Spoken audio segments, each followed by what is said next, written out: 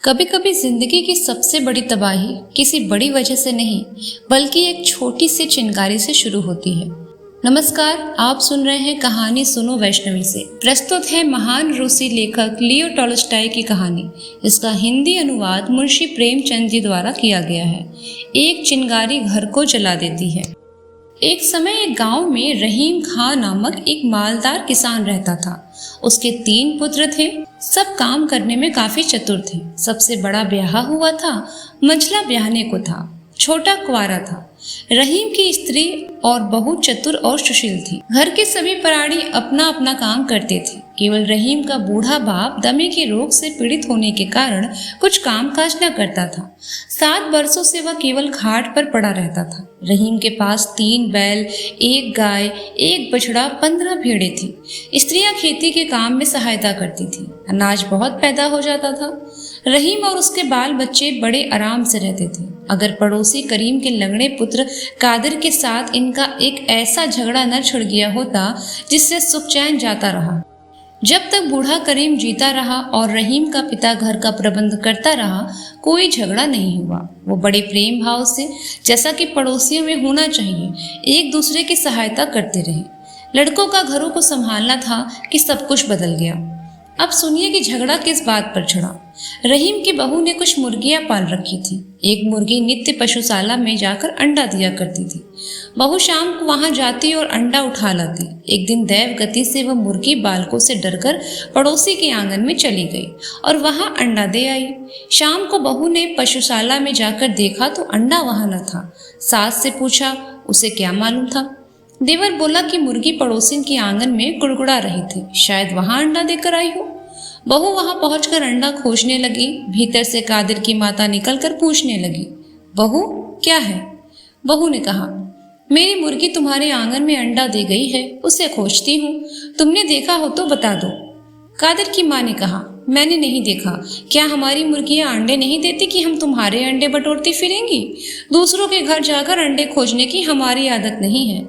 यह सुनकर बहू आग हो गई, लगी बकने। कादिर की माँ कुछ कम न थी, एक एक बात के 100 उत्तर दिए। रहीम की स्त्री पानी लाने बाहर निकली थी। गाली गलौज का शोर सुनकर वो भी आ पहुंची। उधर से कादिर की स्त्री भी दौड़ पड़ी। अब सब इकट्ठी होकर लगी गालियां बकने और लड़ने। कादिर खेत से आ रहा था, वो भी आकर मिल गया। इतने में रहीम भी आ पहुंचा। पूरा महाभारत हो गया। अब दोनों गुथ गए। रहीम ने कादिर की दाढ़ी के बाल उखाड़ लिए। गांव वालों ने आकर बड़ी मुश्किल से उन्हें छुड़ाया, पर कादिर ने अपनी दाढ़ी के बाल उखाड़ लिए और हाकिम परगना के इजलास में जाकर कहा, मैंने दाढ़ी इसीलिए नहीं रखी थी जो ये उखाड़ी जाए, रहीम से हर्जाना लिया जाए। पर रहीम के बूढ़े पिता ने उसे समझाया, बेटा ऐसे तुच्छ बात पर लड़ाई करना मूर्खता नहीं है तो क्या है? जरा विचार तो करो। सारा बखेड़ा सिर्फ एक अंडे से फैला है। कौन जाने शायद किसी बालक ने उठा लिया हो। और फिर अंडा था कितने का? परमात्मा सबका पालन पोषण करता है। पड़ोसी यदि गाली भी दें तो क्या गाली के बदले गाली देकर अपनी आत्मा को मलिन करना उचित है? कभी नहीं। खैर, अब तो जो होना था वो ही हो गया। उसे मिटाना उचित है, बढ़ाना ठीक नहीं। क्रोध पाप का मूल है, याद रखो। लड़ाई बढ़ाने से तुम्हारी ही हानि होगी। परंतु बूढ़े की बात पर किसी ने कान न धरा। रहीम कहने लगा कि कादिर को धन का घमंड है। मैं क्या किसी का दिया खाता हूँ? बड़े घर न भेज दिया तो कहना। उसने भी नालिश ठोक दी। ये मुकदमा चल ही रहा था कि कादिर की गाड़ी की एक कील खो गई। उसके परिवार वालों ने रहीम के बड़े लड़के पर चोरी की नालिश कर दी।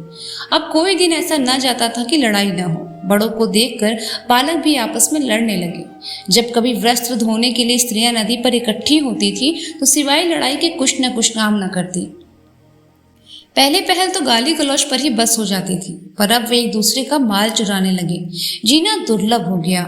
न्याय चुकाते चुकाते वहां के कर्मचारी थक गए। कभी कादिर रहीम को कैद करा देता, कभी वह उसको बंदी खाने भिजवा देता।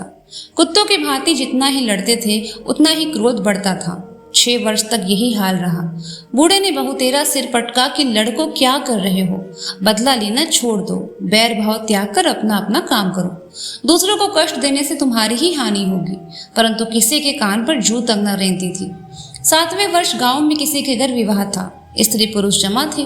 बातें करते करते रहीम की बहू ने कादिर पर घोड़ा चुराने का दोष लगाया। वो आग हो गया। उठकर बहू को वैसा मुक्का मारा कि वो 7 दिन चारपाई पर पड़ी रही। वो उस समय गर्भवती थी। रहीम बड़ा प्रसन्न हुआ कि अब काम बन गया। गर्भवती स्त्री को मारने के अपराध में इसे बंदी खाने न भिजवाया तो मेरा नाम भी रहीम नहीं। झट जाकर नालिश कर दी। तहकीकात होने पर मालूम हुआ कि बहू को कोई बड़ी चोट नहीं आई। मुकदमा खारिज हो गया। रहीम कब चुप रहने वाला था। ऊपर की कचहरी में गया और मुंशी को घूस देकर कादी को 20 कोड़े मारने का हुक्म लिखवा दिया।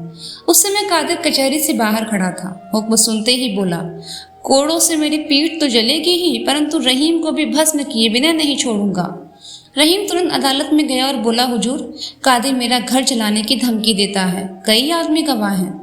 हाकिम ने कादिर को बुलाकर पूछा कि क्या बात है। कादिर ने कहा कि सब झूठ, मैंने कोई धमकी नहीं दी है। आप हाकिम हैं, जो चाहे सो करे, पर क्या न्याय इसी को कहते हैं कि सच्चा मारा जाए और झूठा चैन करे।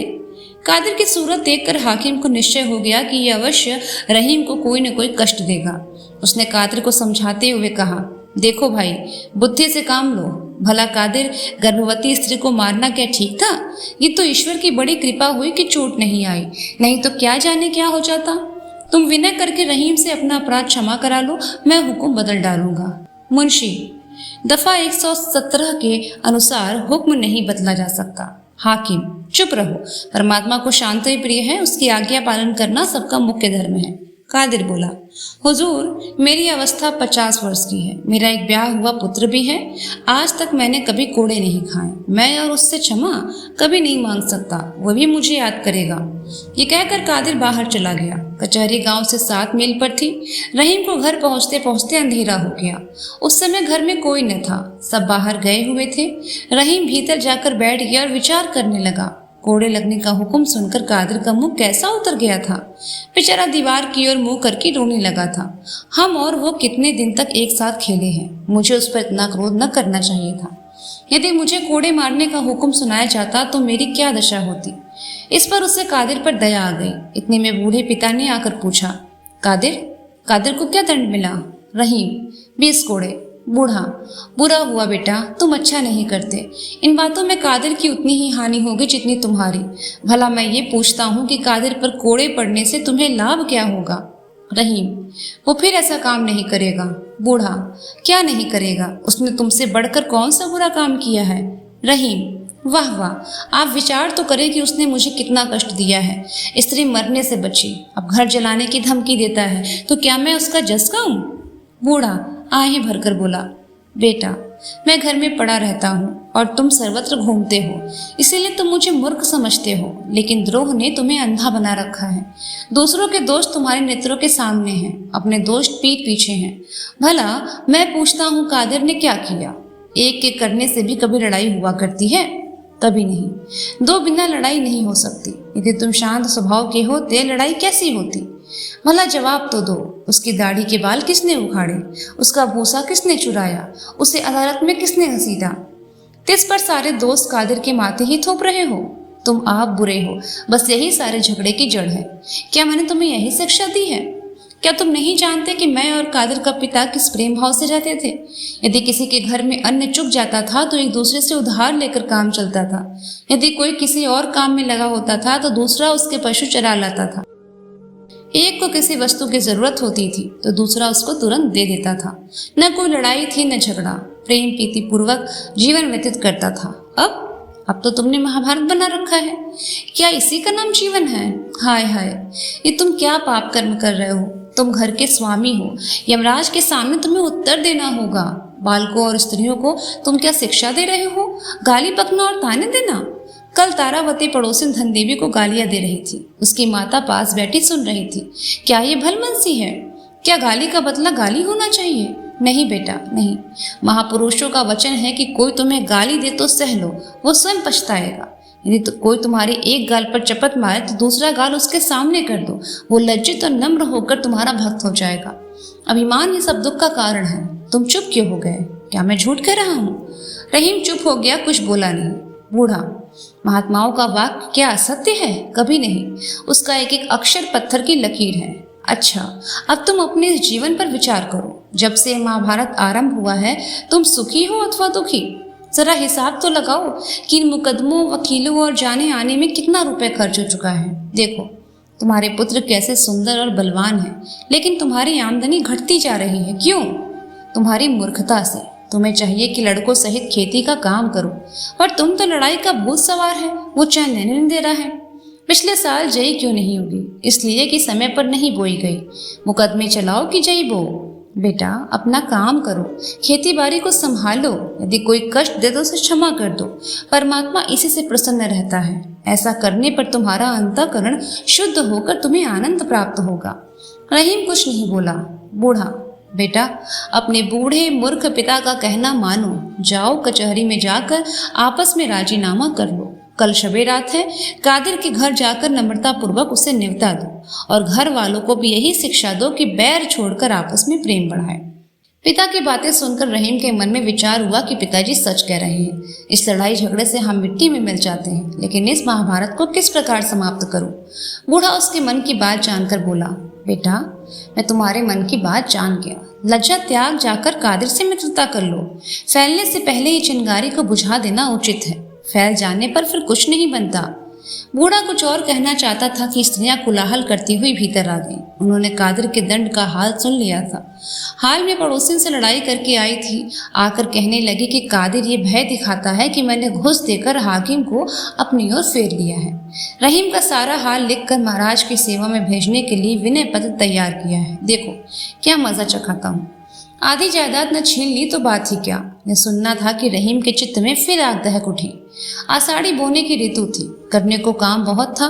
रहीम भूसौल में गया और पशुओं को भूसा डालकर कुछ काम करने लगा। इस समय वो पिता की बातें और कादिर के साथ लड़ाई सब कुछ भूला हुआ था। रात को घर में आकर आराम करना ही चाहता था कि पास से शब्द सुनाई दिया, वो दुष्ट वध करने ही योग्य है, जीकर क्या बनाएगा। इन शब्दों ने रहीम को पागल बना दिया। वो चुपचाप खड़ा कादिर को गालियां सुनाता रहा। जब वो चुप हो गया तो वो घर में चला गया। भीतर आकर देखा कि बहू बैठी ताक रही है। स्त्री भोजन बना रही है। बड़ा लड़का दूध गर्म कर रहा है। मझला झाड़ू लगा रहा है। छोटा भैंस चराने बाहर जाने को तैयार है। सुख की ये सब सामग्री थी, परंतु पड़ोसी के साथ लड़ाई का दुख सहा न जा रहा था। वो जला भुना भीतर आया। उसके कान में पड़ोसी के शब्द गूंज रहे थे। उसने सबसे लड़ना आरंभ किया। इतने में छोटा लड़का भैंस चराने बाहर जाने लगा। रहीम भी उसके साथ बाहर चला गया। लड़का तो चल दिया, वो अकेला रह गया। रहीम मन में सोचने लगा, कादिर बड़ा दुष्ट है। हवा चल रही है, ऐसा ना हो कि पीछे से आकर मकान में आग लगाकर भाग जाए। क्या अच्छा हो कि जब वो आग लगाने आए तब उसे मैं पकड़ लूं। बस फिर कभी नहीं बच सकता। अवश्य उसे बंदी खाने जाना पड़ेगा। यह विचार करके वह गली में पहुंच गया। सामने उसे कोई चीज हिलती दिखाई दी। पहले तो वो समझा कि कादिर है, पर वहां कुछ न था। चारों ओर सन्नाटा था। थोड़ी दूर आगे जाकर देखता है कि पशुशाला के पास एक मनुष्य जलता हुआ पूस का पूला हाथ में लिए खड़ा है। ध्यान से देखने पर मालूम हुआ कि कादिर है। फिर क्या था, जोर से दौड़ा कि उसे जाकर पकड़ ली। रहीम अभी वहां पहुंचने न पाया था कि छप्पर में आग लगी। उजाला होने पर कादिर प्रत्यक्ष दिखाई देने लगा। रहीम बाज की तरह झपटा, लेकिन कादिर उसकी आहट पाकर चंपत हो गया। रहीम उसके पीछे दौड़ा। उसके कुर्ते का पल्ला हाथ में आया ही था कि वह छुड़ा कर फिर भागा। रहीम धड़ाम से पृथ्वी पर गिर पड़ा। उठकर फिर दौड़ा। इतने में कादिर अपने घर पहुंच गया। रहीम वहां जाकर उसे पकड़ना चाहता था कि उसने ऐसा लठ मारा कि रहीम चक्कर खाकर बेसुध होकर धरती पर गिर पड़ा। सुध आने पर उसने देखा कि कादिर वहां नहीं है। फिर कर देखता है तो पशुशाला का छप्पर जल रहा है। ज्वाला प्रचंड हो रही है और लपटें निकल रही हैं। रहीम सिर पीटकर पुकारने लगा, भाइयों ये क्या हुआ, हाय मेरा सत्यानाश हो गया। चिल्लाते चिल्लाते उसका कंठ बैठ गया। वो दौड़ना चाहता था, परंतु उसकी टांगें लड़खड़ा रही थी। वो धाम से धरती पर गिर पड़ा, फिर उठा। घर के पास पहुंचते पहुंचते आग चारों ओर फैल गई। अब क्या बन सकता है। भय से पड़ोसी भी अपना असबाब बाहर फेंकने लगे। वायु के वेग से कादिर के घर में भी आग लग जगी। यहाँ तक कि आधा गांव जलकर राख का ढेर हो गया। रहीम और कादिर दोनों का कुछ न बचा। मुर्गियां, हल, गाड़ी, पशु, वस्त्र, अन्न, भूसा आदि सब कुछ स्वाहा हो गया। इतना अच्छा हुआ कि किसी की जान नहीं गई। आग रात भर जलती रही। अब कुछ असबाब उठाने भीतर गया, परंतु ज्वाला ऐसी प्रचंड थी कि जा न सका। उसके कपड़े और दाढ़ी के बाल झुलस गए। प्रातःकाल गांव के चौधरी का बेटा उसके पास आया और बोला, नहीं तुम्हारे पिता की दशा अच्छी नहीं है, तुम्हें बुला रहे हैं। रहीम तो पागल हो रहा था, बोला कौन पिताजी? चौधरी का बेटा बोला तुम्हारे पिताजी। इसी आग ने उनका सारा काम तमाम कर दिया। अब हम उन्हें यहाँ से उठाकर अपने घर ले गए हैं, अब वो बच नहीं सकते, चलो अंतिम भेंट कर लो। रहीम उसके साथ हो लिया। वहां पहुंचने पर चौधरी ने बूढ़े को खबर दी कि रहीम आ गया। बूढ़े ने रहीम को अपने निकट बुलाकर कहा, बेटा मैंने तुमसे क्या कहा था, गाँव किसने जलाया? रहीम ने बोला, कादिर ने। मैंने आप उसे छप्पर में आग लगाते देखा। यदि मैं उसे पकड़कर पूले को पैरों तले दबा देता तो आग कभी न लगती। बूढ़ा, रहीम मेरा अंत समय आ गया, तुमको भी एक दिन अवश्य मरना है, पर सच बतलाओ कि दोष किसका है? रहीम चुप हो गया। बूढ़ा बोला, बताओ कुछ तो बोलो, फिर ये सब किसकी करतूत है, किसका दोष है? रहीम बोला, मेरा। आंखों में आंसू भरकर बोला, मेरा। पिताजी क्षमा कीजिएगा, मैं खुदा और आप दोनों का अपराधी हूँ। बूढ़ा, रहीम पिताजी। बूढ़ा, जानते हो अब क्या करना उचित है?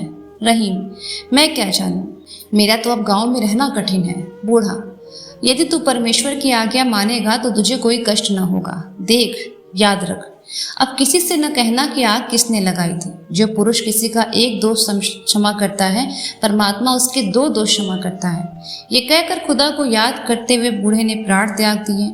रहीम का क्रोध शांत हो गया। उसने किसी को न बतलाया कि आग किसने लगाई थी। पहले तो कादिर डरता रहा कि रहीम के चुप रह जाने में भी कोई भेद है। फिर कुछ दिनों पीछे उसे विश्वास हो गया कि रहीम के चित्त में अब कोई बैर भाव नहीं रहा। बस फिर क्या था, प्रेम में शत्रु भी मित्र हो जाते हैं। वे पास पास घर बनाकर पड़ोसियों की भांति रहने लगे। रहीम अपने पिता का उपदेश कभी न भूलता था कि फैलने से पहले ही चिंगारी को बुझा देना उचित है। अब यदि कोई कष्ट देता तो वो बदला लेने की इच्छा नहीं करता। यदि कोई उसे गाली देता तो सहन करके वो उपदेश करता कि कुवचन बोलना अच्छा नहीं। अपने घर के प्राणियों को भी यही उपदेश दिया करता था। पहले की अपेक्षा उसका जीवन बड़े आनंद पूर्वक से कटता था। कहानी कैसी लगी वीडियो में कमेंट करके हमें ज़रूर बताइएगा।